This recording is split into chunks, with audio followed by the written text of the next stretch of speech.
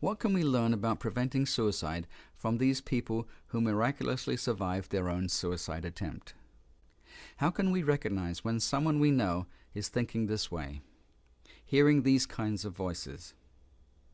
One way is to identify specific self-destructive behaviors that the person is engaging in that we now know are being dictated by the voice. My real purpose in wanting to make this film about suicide for the public is to educate all people about what to look for in their friends, their family members, their loved ones, their co-workers, their fellow students, that could alert them to the fact that this person's in trouble, that they need help. And then to give them the tools so that they could reach out to that person. They would know what to do. They'd feel comfortable to make contact with that person, to connect with them, to show them that they care. They often have disruptions in their sleep patterns. They're either not being able to go to bed or they're waking up in the middle of the night and not being able to go back to sleep. Often people who actually commit suicide have not slept for weeks at a time. So finally my dad's just exhausted. I said, Dad, look, let's talk tomorrow morning, okay? I'm really, really super tired. I have to go to sleep. I had no intention of going to sleep. I hadn't slept in 2 weeks. He didn't know that. I stayed in my room, wrote, drew. You hadn't been sleeping at all? Not at all. 2 weeks. One important sign is isolation. For example, someone who is pushing away their friends and wanting to be alone. I tried to get alone because this process occurred when I was alone. I couldn't do it. I couldn't carry it off if there were other people around. The voice was weak when I was around other people. So the voice got me to be alone. Get alone. You don't, look, why don't you need some time for yourself? Get alone. Get alone just so you can think. And then once I would get alone, either driving around somewhere or just walking around by myself, then these other voices, the more destructive ones, would start. I remember that Christmas drinking a case of beer, sitting by myself, crying and thinking, you know, Merry effing Christmas. I know the drinking made me feel more isolated. I remember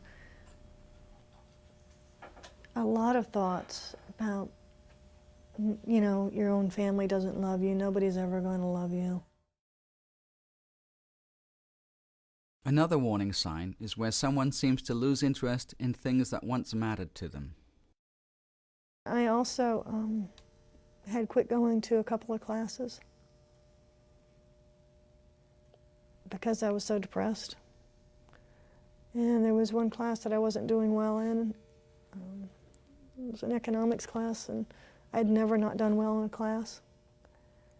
And so I felt like even my intellect or my ability to succeed in school was failing me, and I couldn't bear to, I mean, I'd always gotten straight A's. That would have meant I wasn't going to get an A. When people become involved in a downward spiral of self-destruction, their thoughts become intensely self-hating and vicious, and cause them much psychological pain and agitation. A friend or family member who is expressing such thoughts out loud may be approaching a suicidal crisis, and it is appropriate to be concerned. Like it takes a form of like, you're so ugly. You're so ugly. Of course you can't stand to look at yourself. Who would choose you? I didn't. I didn't. I would yell at myself. It was as if the mirror was a person and I was a person. I'm going to kill you. You're going to die. I hate you. Go to hell. You're a bastard child. Things like that. I mean, really get mad. A further sign is where a person feels that they don't fit in anywhere, that they don't belong, and that they are different from other people in a negative way. Why couldn't my own family love me? And, you know, I see families stand by murderers and rapists and drug addicts, and, you know, I'm a straight A student and, you know, really responsible, and nothing was ever enough.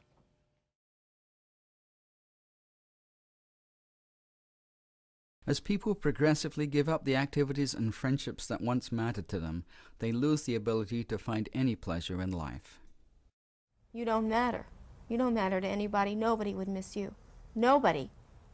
You don't even matter yourself. How do you think you matter to somebody else?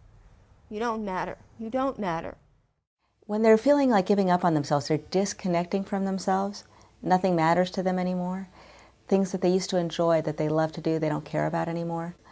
That disconnection from self allows the person to feel very negatively toward their body and do things to actually hurt their body. Another serious sign is where a person feels they are a burden to others. Kevin was diagnosed by a psychiatrist as having bipolar disorder, which is associated with suicide risk in both the depressive and manic states. Here he describes an unusual form of rapid cycling he experienced. Every Thursday or Friday, I would succumb into a deep depression. Every Thursday or Friday. It was clockwork. That's rapid cycling, I guess. So I'd go from Monday, being way up here, way manic, Tuesday, Thursday, Friday. I missed Wednesday, or whatever. So, bam, down on Friday, and I'm gone. And I'm so depressed. I'm crying my eyes out. I'm having heart palpitations. Just all this physical pain and all this mental pain. Then I became depressed and more manic and more paranoid. Then I'd go up and down, and this exhausted my family. Not just my parents, not just my sister and brother, but my aunt, my uncles, my friends. They didn't want to go out with me anymore. They didn't want to hang out with me. In this very painful time in my life, I remember calling home and my stepmother answered the phone. My father wasn't available. And so I began telling her how much pain I was in and that I was thinking of ending it. I think I was fairly vague about it. But she said, no matter what, don't you tell your father about this because it would break his heart. And why are you calling me? Very close to the time of the attempt, the suicidal person might actually appear to feel better, happier, and less agitated.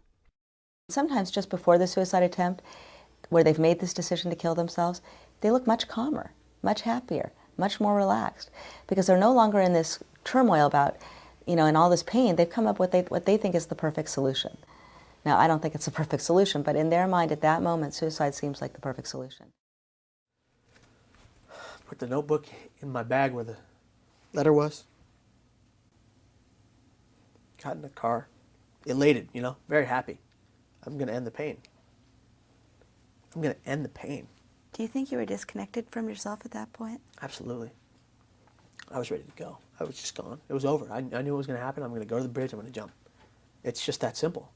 That's it. There's no ifs, ands, or buts. It's done. And when Today you came I'm to going that to die. decision, you felt elated. Elated. I was just like happy, ruined, running, and it's gonna, and this is common. Suicidal people may even talk about wanting to kill themselves or allude to it.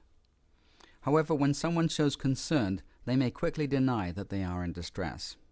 They are clearly ambivalent about wanting to be stopped. September 24th, I'm in my room, just had a little argument with my father. I don't know if this is the day before or the day before that, but I said, I don't want to be here anymore. I said, Kevin, you have an obligation to your family, to your friends, to the people that love you and raised you to be here. Do you want me to take you to the hospital? No.